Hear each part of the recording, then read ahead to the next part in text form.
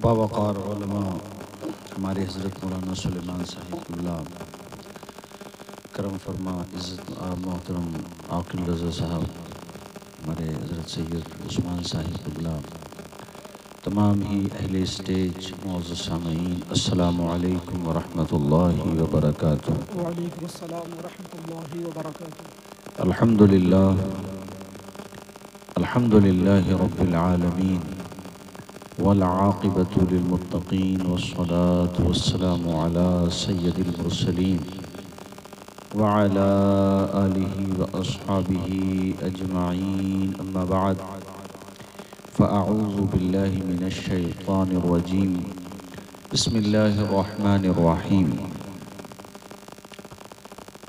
ज़ालिकल किताबु ला रैब फ़ीहि, सदक़ल्लाहु मौलानल अज़ीम। तमामी हज़रात एक मरतबा कलमा शरीफ पढ़ें, ला इलाहा इल्लल्लाह।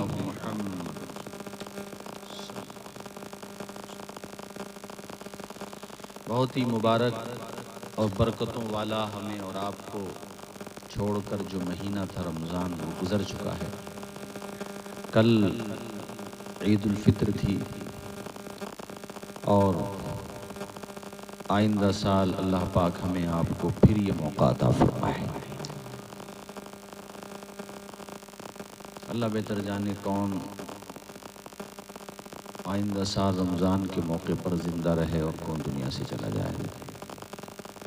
ज़िंदगी बड़ी मुख्तसर है, जो भी गुज़र रहा है लम्हा वो मौत के ही करीब कर रहा है। बर्फ़ की तरह है ज़िंदगी, बर्फ़ पिघलती रहती है और आखिर में पानी बन के बह जाता है सारा बर्फ़। ऐसी ज़िंदगी है। 10 साल, फिर 20, फिर 30, फिर 40, ऐसे धीरे धीरे एक दिन वो आता है कि एक ही दिन बचता है, और वो लम्हा भी आता है कि एक ही लम्हा बचता है, और फिर वो भी नहीं बचता। उम्र बरक़ो शरार है दुनिया, बड़ी बेएतबार है दुनिया, ज़िंदगी नाम रख दिया किसने, मौत का इंतज़ार है दुनिया। बहुत अच्छा पढ़ रहे थे मोहतरम आक़िल रज़ा साहब, बड़ी अच्छा ही पढ़ते हैं माशाअल्लाह। आपने सुना भी बहुत अच्छा, इन्होंने पढ़ा भी बहुत अच्छा। ये आपके पास ही शिकमपुर के रहने वाले हैं, बेहतरीन नात ख़्वाह हैं, दूर दूर तक अल्हम्दुलिल्लाह ये जाते हैं। मेरे ख्याल से आप इमाम साहब हैं यहाँ, हमारे मौलाना सुलेमान साहब, अल्लाह खूब बरकतें अता फरमाए। इनकी दावत मोहब्बत पर मैं हाज़िर हुआ और मुझे बताया कि एक तालिब इल्म हाफिज़ कुरान हुआ है, उसकी पहली मेहराब हाफिज़ रेहान, माशाअल्लाह। कहाँ सुनाया कुरान शरीफ हैं? अच्छा, अल्लाह पाक कबूल फरमाए। इन्होंने इतना बड़ा रुतबा हासिल कर लिया है, खुदाई कसम। यहाँ पर बैठे होंगे 70 साल तक के लोग, 70 के तो हैं ही बैठे हुए, 80 के भी हो सकते हैं। 2 सफ़े की नमाज याद नहीं हुई होगी पूरी ज़िंदगी में, सबको नहीं, बाज़ को 2 सफ़े की नमाज। लेकिन हाफिज़ रेहान साहब ने पूरा कुरान अल्हम्दुलिल्लाह हिफ्ज़ कर लिया है। अब इनके अब्बा नहीं, इनके अब्बा के अब्बा अगर वो ज़िंदा हैं तो दादा ज़िंदा हैं तुम्हारे? अच्छा, होते अगर वो भी, कोई भी हो, कितना ही बड़ा हो, खूनी रिश्ते में हो या दुनियावी रिश्ते में, कितना ही बड़ा क्यों ना हो, जब ये मुसल्ले पे खड़े हो जाएंगे तो इन्हें इमाम ही कहेगा। फिर वो हाँ, इमाम के पीछे पोता नहीं कहेगा, भतीजा भी नहीं कहेगा। तो बहुत बड़ा नेता है तो वो वोटर भी नहीं कहेगा, वो भी इमाम ही कहेगा। ये रुतबा किसने बढ़ाया, ये मकाम किसने बढ़ाया, यहाँ तक इन्हें किसने पहुँचाया, इतनी इज़्ज़तों का ताज किसने दिलाया, ये मकाम, ये मुसल्ला, ये रिफ़ात, ये बुलंदी किसने अता की? दरअसल बात ये है कि इन्होंने अपने सीने को कुरान की दौलत से माला माल कर लिया। और ये तो दुनिया की इज़्ज़त है मौलाना सुलेमान साहब, ये तो दुनिया की इज़्ज़त है। और दुनिया में भी कोई हाफिज़ अगर उसूल पे चले और बाअमल रहे, नेक काम करे, तो आज भी उसकी इज़्ज़त में कोई कमी नहीं है। हाँ, ये सोच गलत है, लोग सोचते हैं हाफिज़ों की इज़्ज़त नहीं है, ऐसा नहीं है। हाफिज़ अगर सही है, बाअमल है और अपने उसूलों पे चल रहा है तो 4 आदमी उसके लिए चारपाई छोड़ देते हैं। आज भी हर आदमी उसकी इज्जत करता है। आज भी ये दुनिया की इज्जत है और आखिरत में कुरान पाक के हाफिज़ के माँ बाप को अल्लाह ताला ऐसा ताज पहनाएगा कि उसकी रोशनी सूरज से भी ज़्यादा होगी। इनके वालिद साहब बैठे हैं यहाँ पर? नहीं है? हाँ, नाम क्या है इनका? वालिद साहब वकील अहमद साहब। बहुत अच्छा काम किया इन्होंने। इनके बड़े भाई के घर पे खाना था, बहुत अच्छा खाना था माशाल्लाह। मेहमान नवाज हैं। आदमी दिल से मालदार होता है ना? आदमी दिल से मालदार। कितनी खुशी। अकेले यानी बाज़ जगहों पे लोग चंदा करके जलसा नहीं कर पाते, इन्होंने तने तनहा मुस्तफ़ा की मोहब्बत का जलसा सजा के बता दिया है और ये साबित कर दिया है कि बुलबुल को फूल शम्मा को परवाना चाहिए, हमको रसूल पाक का दीवाना चाहिए। सुभान अल्लाह, सुभान अल्लाह। इन्होंने साबित करके बता दिया ये। और मैं हाफिज़ रेहान साहब से कहूँगा कि अभी ये अपनी तालीम जारी रखें, तालीम का सिलसिला छोड़ें नहीं, बरकरार रखें। क़िरात पढ़ें, आलमियत पढ़ें, बहरहाल जो भी हालात हों पढ़ें ज़रूर।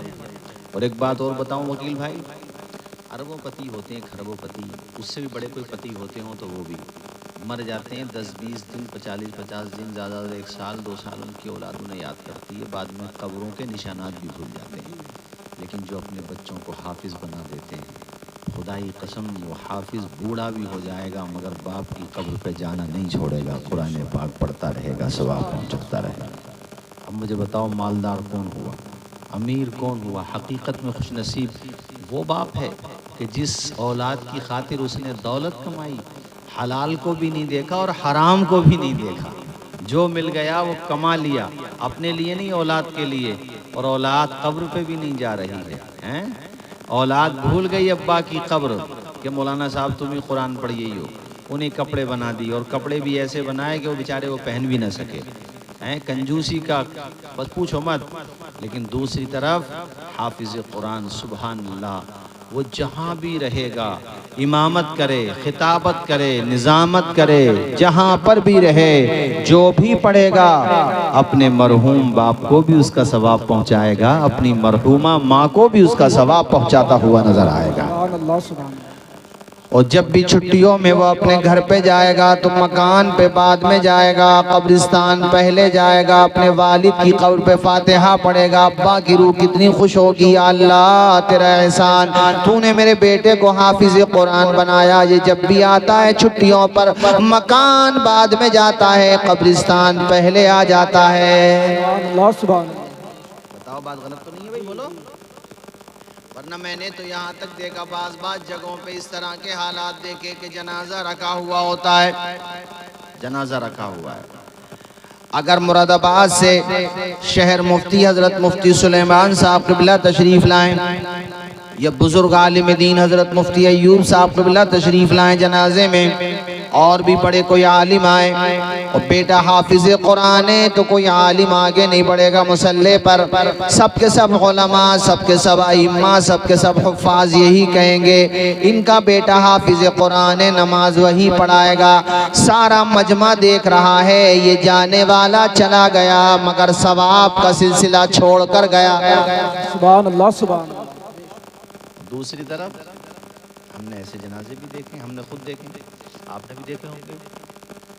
दूर दूर से आकर के लोग जनाजे में शरीक हो गए और सगा बेटा जनाजे में शरीक नहीं हुआ। सगा बेटा जनाजे में शरीक नहीं हुआ। क्यों नहीं हुआ? उसे याद ही नहीं है, उसे पता ही नहीं है, फिक्र ही नहीं है कि अब्बा मर गए। इस बात की फिक्र है कि जल्दी से अब्बा को दफन करूं, फिर बाद में स्टाम्प बुस्टाम्प का काम देखूं, तहसील पे जाकर ज़मीन उमीन कैसी बटी है ना बटी है। और कई भैये हैं और अब्बा का दम चल रहा है तो ये फिक्र है कि वो रोड वाले जो ज़मीन अब्बा ने ख़रीदी थी वो मेरे नाम पे आ जाए। और बेटा हाफिज़ कुरान है तो वज़ू करके सरहाने के करीब बैठ के कभी सूरे यासीन पढ़ रहा है, कभी सूरे रहमान पढ़ रहा है। कभी सूर्य रात पड़ रहा है। अल्लाह पाक के करम से उम्मीद है मेरा खुदा अपने फरिश्तों से फरमाएगा, फरिश्तों इसकी रूह को आसानी से निकालो।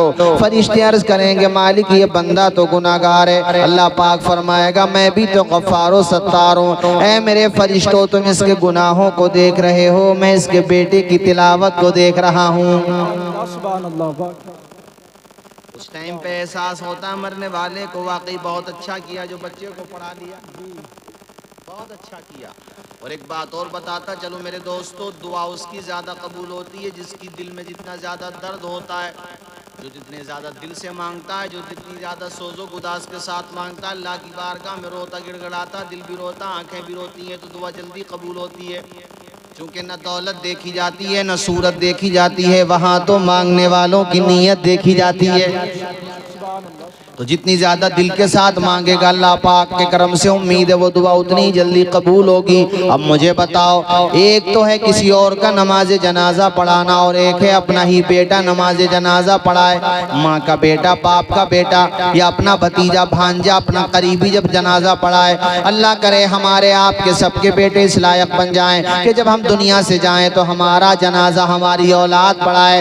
अब मुझे बताओ, जब बेटा जनाजा पढ़ाएगा तो उसकी आंखों से आंसू निकलेंगे कि नहीं निकलेंगे? वो तड़पेगा या नहीं तड़पेगा? अल्लाह की बारगाह में आप दीदा होकर के उसके आंसू यही कहेंगे, मेरे मालिक ये मेरा बाप जो मुझे पढ़ाता रहा, तकलीफें उठाता रहा, फाके करता रहा, अपने शौक पूरे नहीं किए मगर मेरे लिए पैसों का इंतजाम किया, मुझे पढ़ाया लिखाया इस लायक बनाया, रो रो करके वो अल्लाह की बारगाह में दुआएं कर रहा है। और जनाबे वाला तीसरी तकबीर के बाद वो आप दीदा है और दुआए जनाजा पढ़ रहा है, अल्लाहुम्मा रब्बिग़फिरली हय्यिना व मय्यितिना व शाहिदिना व गाइबिना व सगीरिना व कबीरिना व ज़करिना व उन्साना, अल्लाहुम्मा मन अहयैतहु मिन्ना फ़अहयिही अलल इस्लाम व मन तवफ़्फ़ैतहु मिन्ना फ़तवफ़्फ़हु अलल ईमान। चौथी तकबीर कह के नमाज जनाजा से बाहर बाद में आएगा, अल्लाह के करम से मग़फ़िरत का सामान पहले आ जाएगा। सुभान अल्लाह, सुभान अल्लाह।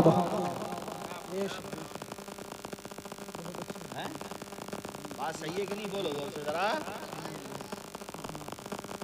इसलिए अपने बच्चों को पढ़ाओ, उन्हें हाफिज़ कुरान बनाओ, उन्हें नाजरा पढ़ाओ, कम से कम नाजरा तो पढ़ा ही लो। उधर रमज़ान की बरकत है कि हाफिज़ हैं और नाजरा ख़्वा हैं। अगर रमज़ान में तिलावत का ये माहौल न होता, तरावी का ये सिलसिला न होता तो कितने हाफिज जी गैर हाफिज जी हो जाते हैं और हो गए। जिन्होंने सुनाना बिल्कुल ही बंद कर दिया वो हो गए, भूल गए। ये तो तरावी की बरकत है। इसलिए मेरे दोस्तों मैं औरतों से भी कहूँगा, इन्होंने भी माशाअल्लाह रमज़ान में काफ़ी कुरान पढ़े, अल्हम्दुलिल्लाह तिलावत की। आपसे भी कहता हूँ कि रमज़ान में जो बहारें थी मस्जिदों में, आज मैंने सुबह अपने गांव में फजर की नमाज पढ़ाई तो एक सब थी, मैंने कहा बाकी कहाँ चले गए और यहाँ का मुझे पता नहीं। और रमज़ान शरीफ में पूरी मस्जिद भरी हुई थी ना, नमाजी हमारे वहाँ पर भी अच्छे हैं लेकिन पता नहीं बताओ रमज़ान चले जाते हैं तो नमाजी भी चले जाते हैं। ऐसा मत किया करो मेरे भाइयों, अल्लाह की बारगाह में पेशानी झुकाते रहो। रमज़ान का मुबारक महीना चला गया मगर बताऊं मैं आपको, जिसने नमाजें पढ़ी, रोज़ों का हक अदा किया वो कामयाब हो गए, और जिन्होंने ऐसा नहीं किया उनके बारे में एक हदीस सुन लो। अल्लाह के पैगम्बर मिंबर शरीफ पे तशरीफ़ ले जा रहे थे, पहले मिंबर पे कदम रखा तब फरमाया आमीन, दूसरे पे कदम रखा तब फरमाया आमीन, तीसरे पे कदम रखा तब फरमाया आमीन। नमाज से फरागत के बाद सहाबा ने कहा आप आमीन किसकी दुआ पे कह रहे थे और दुआ क्या थी और ये मामला क्या था? मेरे नबी ने फरमाया जब मैंने पहले मिंबर पे कदम रखा तो जिब्रील अमीन आ गए, वो हैं फरिश्तों के सरदार और हमारे नबी हैं नबियों के सरदार। अरे बोलो जोर से बोलो जरा, सुभान अल्लाह। तकरीर आधा घंटा या पौन घंटा, ज़्यादा 1 घंटा होगी, इसलिए सुनते रहो तवज्जो के साथ, सो मत जाओ और बोलते रहो जोर से सुभान अल्लाह। मिंबर समझते हो जो मस्जिद में है मिंबर, पहले मिंबर पे कदम रखा तो हुजूर ने क्या कहा? आमीन। तो कहा हुजूर ने, ए मेरे सहाबा जब मैंने पहले मिंबर पे कदम रखा तो जिब्रील अमीन आ गए। कौन आ गए? ये कौन है? फरिश्तों के। और ताकत कितनी है इनकी? ताकत कितनी है? दुनिया में कोई भी ट्रेवल कोई भी सफर हो उस सफर पे कोई सवारी ऐसी नहीं जिसकी रफ्तार जिब्रील अमीन के बराबर हो। इस टाइम पे जंग चल रही है, इधर से मिसाइल और उधर से मिसाइल, मिसाइल ही मिसाइल। किसी का कितना ही पावरफुल मिसाइल हो और कितनी स्पीड से दौड़ने वाला मिसाइल हो, उस मिसाइल में भी वो ताकत नहीं, मिसाइलों को बनाने वालों में वो ताकत नहीं, किसी टेक्नोलॉजी में वो ताकत नहीं। जानते हो कितनी ताकत है? करोड़ों अरबों खरबों मिलियन बिलियन ट्रिलियन, इससे ऊपर भी। कैलकुलेटर कह दे कैपेसिटी से बाहर, उतनी ऊपर। अरे ये जो नजर आता है पहला आसमान, इसके बाद दूसरा, फिर तीसरा, फिर चौथा, फिर पांचवा, फिर छठा, फिर सातवां, उससे कहीं ऊपर जाकर के सिदरतुल मुंतहा, वो है हजरत जिब्रील अमीन की इंतहा। वहीं पे रहते हैं आप। वहां से यहाँ, यहाँ मतलब छठे आसमान पे नहीं, पांचवें पे नहीं, पहले पे भी नहीं, पहले के बाद जो पहली जमीन है यहाँ, वहां से तो कैलकुलेटर भी कह देगा इतने नंबर ही नहीं है। तभी मैंने कहा मिलियन बिलियन ट्रिलियन, इससे ऊपर भी हजारों। अल्लाह बेहतर जाने, अल्लाह के इल्म पाक में कितने किलोमीटर दूर, कुछ अंदाजा लगा सकते हैं हम लोग। वहां से यहाँ पलकें बाद में छपकी जाती हैं, वो पहले आ जाते हैं। तो बताओ कोई इंतहा है उनकी रफ्तार की? अरे कोई इंतहा है? और एक बात और बता दूं, जिब्रील अमीन भी हमारे नबी के गुलाम है। अगरचे वो फरिश्तों के इमाम है, मगर वो हमारे नबी के भी गुलाम है, इसलिए कि हमारे नबी की शान सबसे आला व आला। ऐसे ही सुनो माशाल्लाह, ऐसी झूम के पढ़ो जोर से, सबसे आला व आला, सबसे बाला व आला, खल्क से औलिया, औलिया से रसूल और रसूलों से आला। सुभान अल्लाह, सुभान अल्लाह। गमज़दों को रज़ा मुज़्दा दीजिए कि है बेकसों का सहारा, हमारा नबी झूम के, बेकसों का सहारा। अल्लाह अल्लाह, जिब्रील अमीन आ गए और आपने ये कहा हलाक हो जाए वो शख्स जिसने रमजान का महीना पाया और अपनी मग़फ़िरत नहीं कराई। क्या मतलब है इसका? यानी जिसने रमजान का महीना पाया मगर रोजे नहीं रखे। हाँ, जिसने रोजों का हक अदा नहीं किया। जैसे हट्टे कट्टे नौजवानों को मैं देखता हूँ, खास तौर पे शहरों में देखो, होटल पे ले दबा के वो पी भी रहे हैं और खा भी रहे हैं, धुएं पे धुआं निकाल रहे हैं। अब एक दिन तुम्हारी धुआं निकल जाएगा। और फिर क्या कह रहे हैं, किसी ने समझा दिया, कभी मौलाना सुलेमान साहब ने समझाया कि रोज़ा रखो, बहुत बड़ा गुनाह है रोज़ा छोड़ना। तो क्या कह रहे हैं हजरत, वीकनेस आ जाती है, बॉडी कमज़ोर हो जाती है, जैसे भी कहीं के शेक्सपियर के पोते हो, हैं, वीकनेस आ जाती है। और दूसरी तरफ हजरत आप देखो 80 साल के बूढ़ों को, 70 साल के बूढ़ों को एतकाफ में वो बैठे, तरावी वो पढ़ें, तहज्जुद वो पढ़ें, अव्वाबीन वो पढ़ें, इशराक वो पढ़ें, और रोज़ा छोड़ने का तसव्वुर भी नहीं आता। छोटी मोटी बीमारी में तो रोज़ा भी नहीं छोड़ते, और अगर छूट जाए तो आंखों से आंसू नहीं रुकता। भाई बीमारी में इजाज़त है क़ज़ा, मगर फिर भी नहीं छोड़ते। कैसे रोज़ादार होते हैं, सुबहान अल्लाह। तो वो 70 साल के रोज़ा रख रहे हैं, ये 17 साल का नहीं रख पा रहा, ये 25 साल का नहीं रख पा रहा। वजह क्या है? अरे वजह सीधी सीधी ये है कि रोज़ा बदन की ताकत से नहीं रखा जाता, रोज़ा ईमान की ताकत से रखा जाता है। सुभान अल्लाह। नारे तकबीर, नारे रिसालत, मसलके आला हजरत। रोज़ा बदन की ताकत से नहीं रखा जाता, रोज़ा ईमान की ताकत से रखा जाता है। क्या दुआ की है उन्होंने, जिब्रील अमीन ने? हलाक हो जाए। क्या हो जाए? हलाक हो जाए। और हुजूर ने क्या कहा इस दुआ पर? आमीन। अब बताओ मुझे, दुआ करने वाले हों जिब्रील अमीन, आमीन कहने वाले हों रहमतुल लिल आलमीन, कबूल करने वाला है रब्बुल आलमीन, कहाँ जाओगे मुस्लिमीन?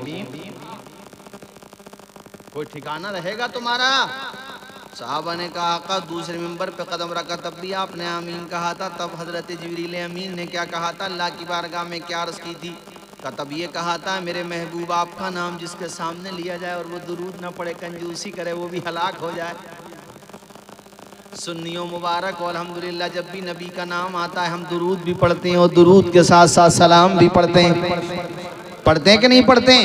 और हमारा दी नहीं भरता अल्हम्दुलिल्लाह, जलसा ख़त्म होता तो फिर 1-2 दफ़ा नहीं, 4-5 दफ़ा नहीं, 1000-2000 दफ़ा नहीं, 10-20 हज़ार दफ़ा नहीं, हम झूम के पढ़ते हैं मुस्तफ़ा जाने रहमत पे लाखों सलाम। बेशक बेशक। और जब लाखों से भी जी नहीं भरता तो हम कहते हैं काबे के बदरुद्दुजा तुम पे करोड़ों दुरूद, है ना, लाखों, और यहाँ करोड़ों, 1 करोड़ नहीं करोड़ों, है ना। हम तो अल्हम्दुलिल्लाह पढ़ते हैं। अच्छा, तीसरे मिंबर पे कदम रखा तब फरमाया आमीन, तब आपने या रसूलल्लाह आमीन कहा। उस वक़्त जिब्रील अमीन ने ये दुआ की, है अल्लाह वो बंदा भी हलाक हो जाए जो अपने माँ बाप को बुढ़ापे में पाए, दोनों को या दोनों में एक को, और उनकी खिदमत न करे।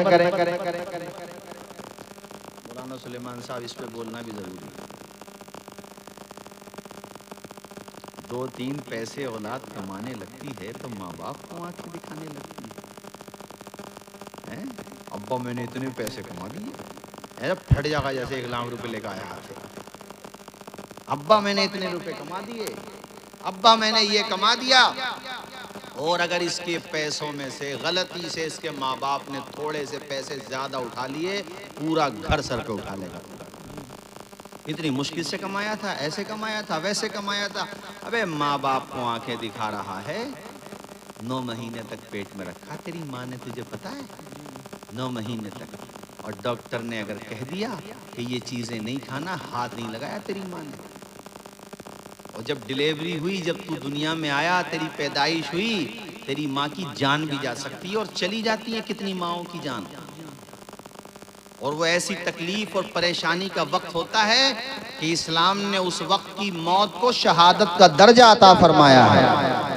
हमारे नबी ने फरमाया, जो औरत किसी बच्चे की पैदाइश के वक्त फौत हो जाए, उस औरत को अल्लाह ताला शहादत का दर्जा अता फरमाता है। और कितनी तकलीफों से गुजरी, और बच्चे की मुस्कुराहट देखी, वो अपनी तकलीफ ही भूल जाती है। उस माँ से ये कह रहा है कि तुमने मेरे पैसे उठा दिए। उस माँ से नहीं बोलेगा। दोस्तों के साथ बैठने का बहुत टाइम है, मोटरसाइकिलों पे घूमने का भी बहुत टाइम है। कितने माँ बाप, आकिल भाई, आजकल ये शिकायतें करते हैं कि हजरत हमारे पास 2 मिनट का टाइम नहीं है औलाद के लिए।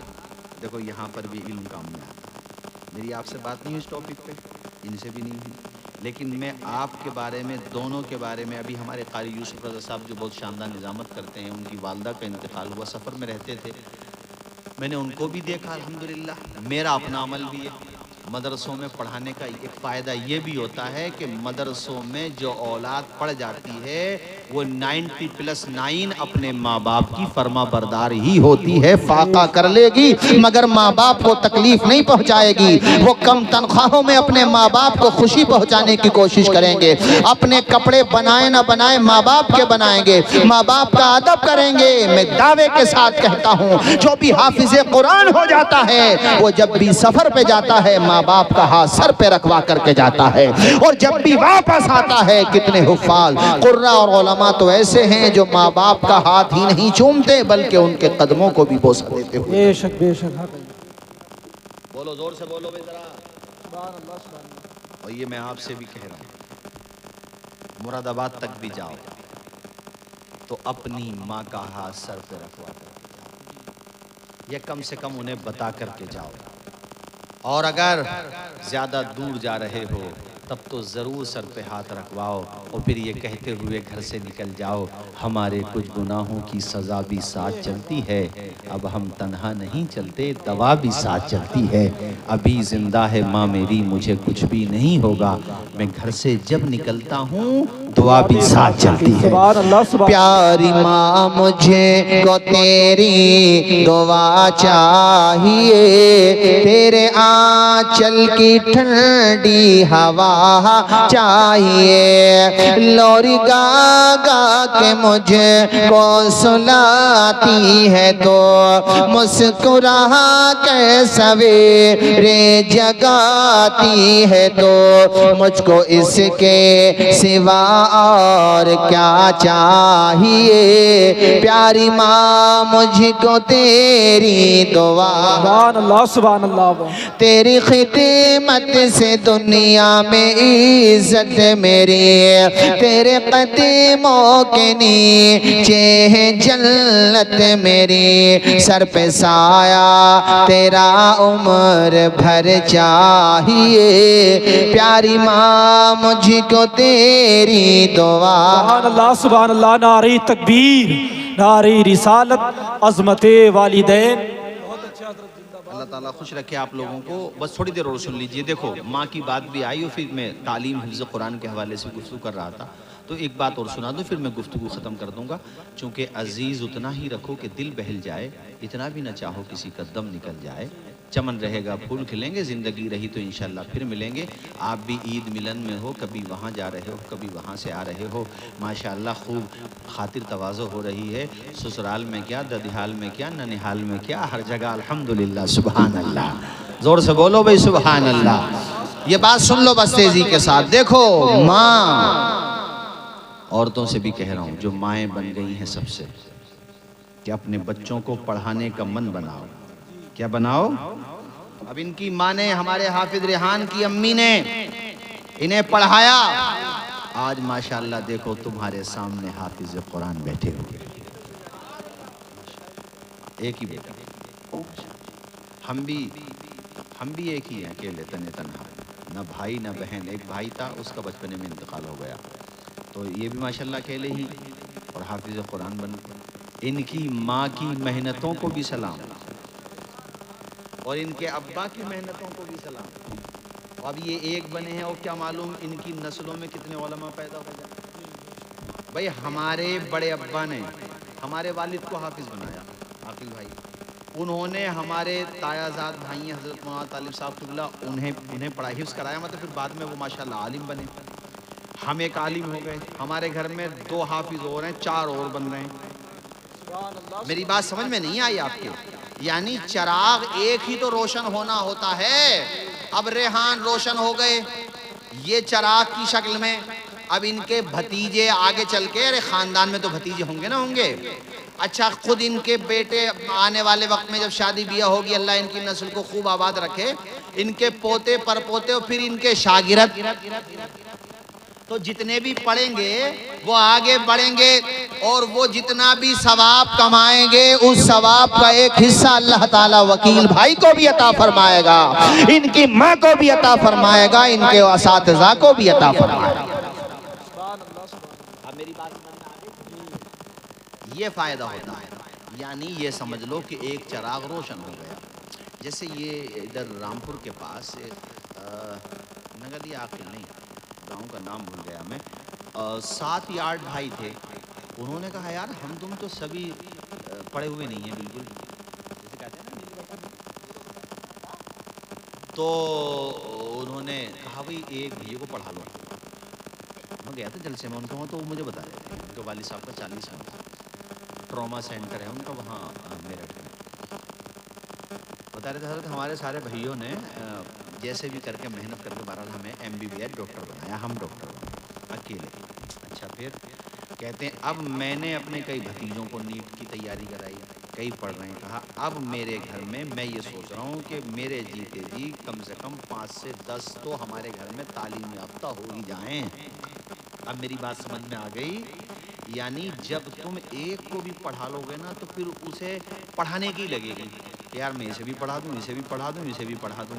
और जिस दिन हमारे घर में इल्म के चिराग जलने लगे, दुनिया फिर बुरी निगाह से नहीं देखेगी, दुनिया फिर इज्जत की निगाह से देखेगी, दुनिया फिर सम्मान की निगाह से देखेगी। हमारे शहर संबल में एक लड़का है कासिम, एक बस्ती है रुकनुद्दीन सराय, जहाँ का शारिक रहने वाला।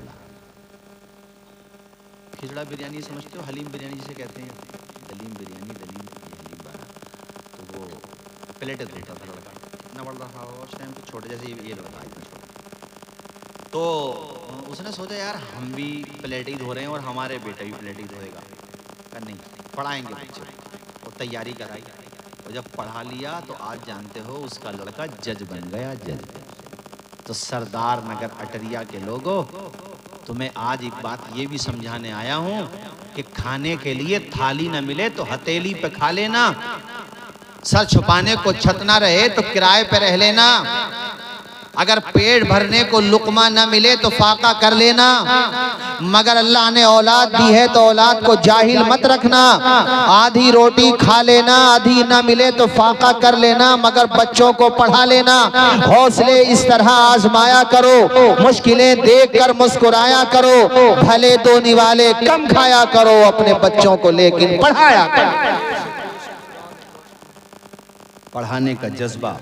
ये बात फिर मैं गुफ्तगू ख़त्म करूं जो वाक़या रह गया था।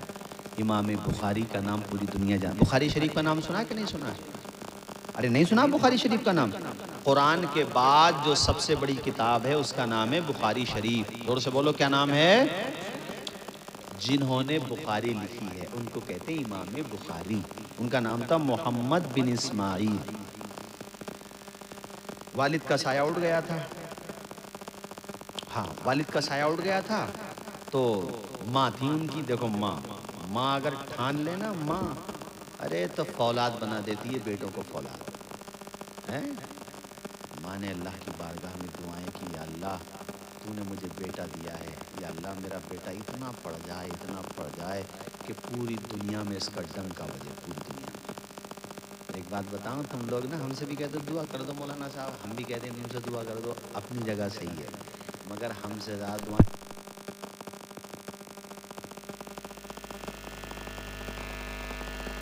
सबकी होती हैं, मगर सबसे ज्यादा माँ। यहाँ भी काल मिसाइल गिर गया क्या? कभी उधर से आगे हो इधर कोई बड़े मिसाइल चल रहे हैं। इस्लाम अल्लाह रहम फरमाए। अपने मुल्क में बड़ी शांति, अल्लाह ताला नजर बस से बचाए। ये APJ अबुल कलाम, तुम लोग भी बता दिया करो जब बैठा करो तो कहीं पर, कि परमाणु बम अपने भारत को APJ अबुल कलाम जी ने बना के दिया है। अटल बिहारी वाजपेयी जी उस टाइम पे प्रधानमंत्री थे, उनका भी बहुत बड़ा योगदान है। भाई प्रधानमंत्री थे, उनकी बगैर अनुमति के थोड़ी हो सकता था।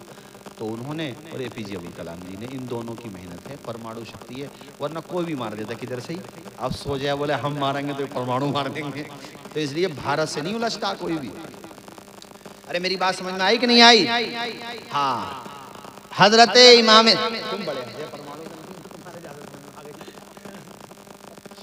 खैर कलमा पढ़ो जोर से, ला इलाहा इल्लल्लाहु मुहम्मदुर रसूलुल्लाह सल्लल्लाहु अलैहि वसल्लम। माँ आए हाय हाय, दुआएं लिया करो माँ बाप की। ये फसाना नहीं हकीकत है, अपनी माँ से जिसे मोहब्बत है। गौर से पे तू क्यों नहीं कहता, माँ के कदमों के नीचे जन्नत है। और लगे हाथ एक शेर और सुन लो, कौन कहता है दूर रहते हैं, बन के आँखों में नूर रहते हैं। दिल ही काबा है और मदीना भी मेरे दिल में हुजूर रहते। माँ ने अल्लाह की बारगाह में दुआएं की, अल्लाह मेरे बेटे को खूब बड़ा आलिम बना दे। अब देखो किस्मत भी कैसी चीज़ होती है। हजरत इमाम बुखारी की बचपने में ना बीनाई चली गई, ना बीना हो गए, दिखना बंद हो गया। माँ का दिल टूट गया, और जब दिल टूटता है तो दुआएं निकलती हैं तो अल्हम्दुलिल्लाह उन दुआओं में बड़ा असर होता है। दिल से जो निकलती है वो बात असर करती है, पर नहीं ताकत परवाज मगर रखती है। दिल की दुआ अलग रंग दिखाती है। रातों को मुसल्ला बिछा कर के तहज्जुद की नमाजों में अल्हम्दुलिल्लाह वो दुआएं करती हैं। अल्लाह पाक ने करम फरमाया। हजरत इमाम बुखारी जो नाबीना हो गए थे, उनको नजर नहीं आता था, वो बार बार दुआ करके अल्लाह से यही कहती थी, या अल्लाह जब इसको नजर ही नहीं आता तो सफर कैसे करेगा? ये बसरा, कूफा, बुखारा, समरकंद वगैरह वगैरह कैसे जाएगा? मक्का, मदीना, इल्मी मराकी जहाँ पर बड़े बड़े मुहद्दिसीन की दरसगाहें लगती थी, उस जमाने की दरसगाहें ऐसी नहीं थी। आज भी अल्लाह ने जो दरसगाहें कायम फरमाई, अल्लाह उनको आबाद रख के नजर बद से बचाए, शयातीन के शर से बचाए। मगर उस जमाने की दरसगाहें ऐसी होती थी कि एक एक दरसगाह में कई कई हजार तलबा इल्म हासिल किया करते थे। कई कई हजार ऐसा दर्स होता था। तो उन्होंने कहा या अल्लाह, मेरा बेटा जब इसको नज़र ही नहीं आता तो कहाँ जाएगा और कैसे इल्म हासिल करेगा। ए मालिक, तू चाहे तो कतरे को समुंदर बना दे। या अल्लाह, तू चाहे तो कतरे को, या अल्लाह तू चाहे तो यूनुस को मछली के पेट में महफूज रखे। तू तो कादिर है, तू तो कादिर मुतलक है, अरहमुर राहिमीन है। और माँ की दुआ और खुदा की अता। हुआ क्या, बंजर जमी पे नूर की बरसात हो गई। ख्वाब में हजरत इब्राहिम से मुलाकात हो गई। अल्लाह के पैगंबर हजरत इब्राहिम तशरीफ लाए और कहा, तेरी दुआ अल्लाह ने कबूल फरमा ली है औरत, और तेरे बेटे मोहम्मद नाम था उनका, तेरे बेटे मोहम्मद को अल्लाह पाक ने उनकी बसारत वापस फरमा दी, यानी उनकी बीनाई। अब जब आँख खुली, तहज्जुद का टाइम था, आँख खुली, फौरन ख्वाब याद आया, अपने बेटे मोहम्मद को उठाया, आंखों से खुशी के आंसू का मेरे लाल, आंखें खोल के देख, तुझे नजर आ रहा कि नहीं आ रहा। पलट के बेटे ने कहा, माँ मुझे तेरा दुपट्टा साफ नजर आ रहा है। कि बेटे आसमान की तरफ देखा, माँ आसमान बाद में देखूंगा, तेरा चेहरा पहले देखूंगा। ए अंधेरे देख ले, मुंह तेरा काला हो गया। माँ ने आंखें खोल दी, घर में उजाला हो गया। भाई 10-15 मिनट की तकरीर हो रहा है, जोर से बोलो यार सुभान अल्लाह। बिल्कुल बोलने तैयारी नहीं है, जोर से नहीं बोलोगे सुभान अल्लाह। इतनी खामोशी से सुनोगे ना, तकरीर दोबारा शुरू कर दूँ। हाँ, चाहे फिर फजर की अजान हो जाए। हमें जाना भी है, आपको भी जाना है। झूम के सुनो ना, जैसे सुन रहे थे माशाल्लाह। अब बोलते रहो, तरबूज न हिलाओ 2.5 किलो के, सिर्फ जबान हिलाओ, जोर से बोलो सुभान अल्लाह। हाँ, थोड़ा सा अल्लाहु अकबर। ये वो माएँ, सुभान अल्लाह, इन माओं का क्या कहना, इनका पर्दा बिला जवाब। और हमारी मुसलमान बेटियां इंस्टाग्राम पे नाच रही हैं, बताओ, रील बना रही हैं। रील, तुम रील बना रही हो, दुनिया में रील बनाने नहीं आई हो, तुम रियल लाइफ बनाने आई। मैं क्या बताऊं इस टॉपिक पे, मैं क्या बोलूं, कलेजा फटता है। कितनी बच्चियां हमारी गैरों के साथ भागती मारती, कहते हुए शर्म आती है, चुल्लू भर पानी में डूबने की बात। और उसकी सबसे बड़ी जिम्मेदारी माँ बाप पर ही आती है कि उन्होंने बहुत कम उम्र में उनके हाथों में मोबाइल दिया। ये मोबाइल नहीं है, ये दज्जाल है। ये जो है छोटा दज्जाल है, बड़ा तो बाद में आएगा। हर बात सुन रही आयु, कोई बात ऐसी नहीं है जो नहीं सुन रहा हो। बच्चियों के हाथ में ये आ गया, फेसबुक पे स्टोरी बना बना के डाल रही हैं, हुस्न की नुमाइश कर रही हैं, वो मुसलमान लड़कियां। जबकि हमारी पहचान, हमारी माओ बहनों की पहचान तो पर्दे से। नाना के नवासे ने मुसल्ला नहीं छोड़ा, सर तन से जुदा हो गया, सजदा नहीं छोड़ा। दरबार में बोली भी तो लहजे में अली के, ज़ैनब ने किसी हाल में पर्दा नहीं छोड़ा। वो इनकलाब अखबार में आया मेरे पास, उसकी कटिंग रखी हुई होगी, टेलीग्राम पे पड़ी होगी। उसको स्कूल से इनाम मिलना था बच्ची को, 16-17 साल की लड़की होगी, अच्छे नंबर लेकर के आई। तो इस स्कूल के स्टाफ ने जब वो इनाम लेने के लिए डाइस पर आई, प्रेस वाले भी थे वहाँ पर, तो सर पे हिजाब भी था, चेहरे पर नकाब भी था। तो शरारत आजकल चली रही है। किसी ने उससे कहा कि तुझे इनाम तो हम दे देंगे, मगर हिजाब भी हटाना पड़ेगा, नकाब भी हटाना पड़ेगा। तो उस बेटी ने जो जवाब दिया, खुदा की कसम उससे कलेजा चौड़ा हो जाता है। ये होता है घर के माहौल का असर। उस बेटी ने फौरन जवाब दिया, इस चंद टके के इनाम के लिए मैं फातिमा जहरा का तरीका थोड़ी नहीं छोड़ सकती हूँ। बुलबुल से बहरहाल नशे मन न छुटेगा, बरक़े तपा के खौफ से गुलशन न छुटेगा। माहौल गर्चे अपने मवाफिक ये नहीं है, पर या रसूल अल्लाह आपका दामन न छुटेगा। ये थे मौलाना सुलेमान साहब, ऐसे होते हैं। वो मैं एक सहाबी रसूल का वाक़या पढ़ रहा था अभी चंद दिनों पहले कि वो नई जगह गए कहीं पर, तो वहाँ मुसलमान नए नए हुए थे, अभी नई नई आबादी थी। तो वो दस्तरखान पे जैसे खाने का लुक़मा गिर गया, तो वो खाने का लुक़मा उठा के खाने लगे। तो कुछ मुसलमानों ने ये सोच करके कहा कि अभी ये नए नए हुए हैं, कहीं ऐसा ना हो हज़रत कहा हजरत यहाँ पे ना दस्तरखान पे गिरा हुआ लुक़मा उठाने को ना अच्छा नहीं समझते। तो सहाबी रसूल ने फरमाया, इन जाहिलों की वजह से मैं अपने नबी की सुन्नत को छोड़ दूं? ये अच्छे नहीं समझते तो ये जाने, आज नहीं समझेंगे कल को अच्छा समझेंगे। मुझे तो अपने नबी की सुन्नत पे अमल करना है। दस्तरखान बिछा के तुम भी खाना खाया करो, और जो लुक़मा गिर जाए उसे उठा लिया करो। रोटी को जाए मत करो, रिज़्क़ को जाए मत करो। ये लुक़मा भी खुदा की बारगाह में दुआ करता है, या अल्लाह इसने मुझे इज्जत दी है, तू इसे जन्नत अता फरमा दे। तो बात पर्दे की आई तो मैंने ये बात बता दी, मेरी बेटियों बेहयाई का मुजाहरा न करो कि शादी ब्याह में पता ये चले कि मर्दों को शर्म आए, इन्हें शर्म ही नहीं आए। अभी ईद गुजरी, इससे पहले जो रात चांद रात जिसको कहते हैं, उस रात में मार्केट में बाजारों में देखो मर्दों से ज़्यादा औरतें ही औरतें। अरे अपने शौहरों के साथ जाती हो, चलो बहरहाल जाती हो वहाँ पर, मेरा मकसद ये बेहयाई तो मत करो, बेपर्दगी तो मत करो, अपने चेहरे की नुमाइश तो मत करो। बाजार में क्या मतलब है सज धज के जाने का, क्या मतलब है वहाँ पे चेहरे से नकाब हटाने का। चलो तुम्हारा शौहर नहीं है, कोई मजबूरी है, आप गई हो तो अपनी शरीयत के दायरे में खरीद के कोई सामान ले आई, बात खत्म। लेकिन ये क्या बात हो गई कि वहाँ तुम्हारे चेहरे पे नकाब नहीं। कितनी मुस्लिम बहनों को देखो, गलत तो नहीं कह रहा हूँ, बोलो जोर से जरा, है कैसी बेहयाई। तुम शर्म हया ढूंढती हो ऐ मेरी माँ हो, तुम शर्म हया ढूंढती हो ऐ मेरी माँ हो। ये फातिमा ज़हरा के दुपट्टे में मिलेगी, ये फातिमा ज़हरा के दुपट्टे में मिलेगी, दुपट्टे में मिलेगी। ये बात मैंने इसलिए बता दी थोड़ी सी बीच में कि ये जो हालात हो रहे हैं आजकल के, इसकी वजह कहीं ना कहीं बेपर्दगी है। आप तो सब जानते हो, नेट पर देख रहे हो, जो मैं कहना चाह रहा हूँ मेरी बात समझ रहे हो कि नहीं समझ रहे? बच्चियों पे भी नज़र रखो, ये बड़ी कीमती हैं और बेहुरमती करने के लिए ज़माना तैयार बैठा है। आप अगर मौका दोगे दुश्मन घर में घुसेगा, इज्जत को तार तार करेगा।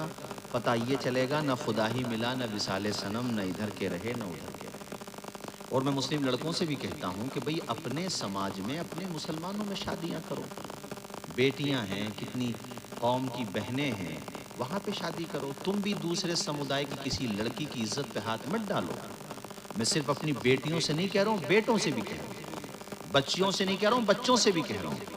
हैं, किसी वर्ग विशेष की महिलाओं को सम्मान दो, उन पे गलत निगाह न डालो। फिर कल को वो करेंगे, इधर से आप करोगे, तो पता ये चलेगा सारा आपका जीवन इसी में गुजर गया, झगड़ों की नजर हो गया। किसी भी समुदाय की बेटी है वो आपकी भी बेटी है, उसकी इज्जत करो। हाल हमारे जवानों का भी अच्छा नहीं है, पूरी पूरी रात मोबाइल चलाना मौलाना सुलेमान साहब इन लोगों का काम है।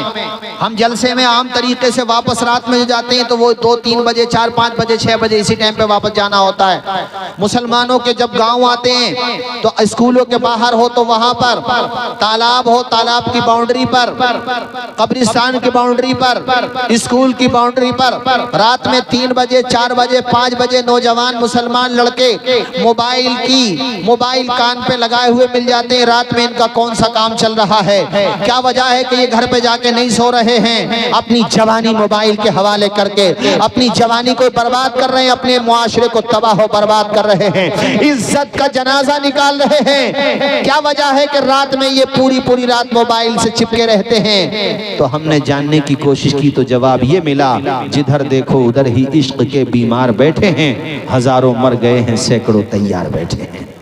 तुम इश्क करने, और वो भी इश्क मजाजी है। मेरे दोस्तों, आपसे कहना चाहता हूँ, मेरे अजीज दोस्तों, मोहतरम बुजुर्गों और साथियों, पलट के दामन मुस्तफ़ा की तरफ आ जाओ, दोनों जहान में इज्जत मिल जाएगी। हजरत इमाम बुखारी ने अपने बेटे से कहा, बेटे आंखें खोल। कहा माँ मुझे नजर आ रहा। और देखो फिर माँ की दुआ, वही मोहम्मद बिन इस्माइल बुखारी, बस 2-3 मिनट और सुन लो, इतने बड़े इमाम बने। और फिर हाँ, माँ की दुआ का असर ये हुआ कि उनकी निगाहें, आप तो माशाल्लाह पढ़े हुए हैं, आपने पढ़ा है, चांद की रोशनी में बैठ के किताबें लिखते थे। नहीं आई बात समझ में? यानी चराग जलाने की नौबत भी नहीं आती थी। लोग कहते थे चिराग नहीं जलाते, कहाँ मेरी माँ की दुआओं ने जला दिया ना चिराग। मस्जिद नबवी में चांदनी की रोशनी में बैठे रहते थे, ऐसी बिना यता फरमाई। और यहाँ हम जैसे को देखो पढ़ के नहीं निपटते, इतना चश्मा आ जाता, लालटेन इतनी कमजोर हो गई हमारी तुम्हारी सबकी ज्यादातर लोगों की हैं। और अब जो नस्ल आ रही है, जो छोटे छोटे बच्चे मोबाइल देख रहे हैं, हमारे बचपन में नहीं था, जो अब बच्चे आ रहे हैं, मुझे लग रहा है ये 15 साल से पहले इनके ऐनक लग जाएगी। 15 साल से पहले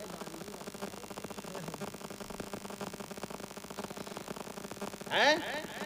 मोबाइल की स्क्रीन न दो, स्किल्स दो, रील बनाने वाला न बनाओ, रियल लाइफ बनाने वाला। ये मैं कहना चाहता हूँ। अल्लाह हमारे वकील भाई को शादो आबाद रखे, खुश रखे, बरकतें अता फरमाए। हाफिज रिहान साहब बेटा मेहनत से पढ़ो, अभी कहाँ इरादा पढ़ाई का, जहाँ भी पढ़ो है ना, आलमियत कर लो, किरात कर लो, अल्लाह पाक अमल की तौफीक दे। बड़ा दिल खुश हुआ भाई वकील भाई, मजमा देख रहे हो, भले आदमी हो, अच्छा मजमा है ये। घरेलू प्रोग्राम के लिहाज से बड़े बड़े जलसे इतने कामयाब नहीं होते जितना अल्हम्दुलिल्लाह तुम्हारा ये प्रोग्राम कामयाब हो गया है।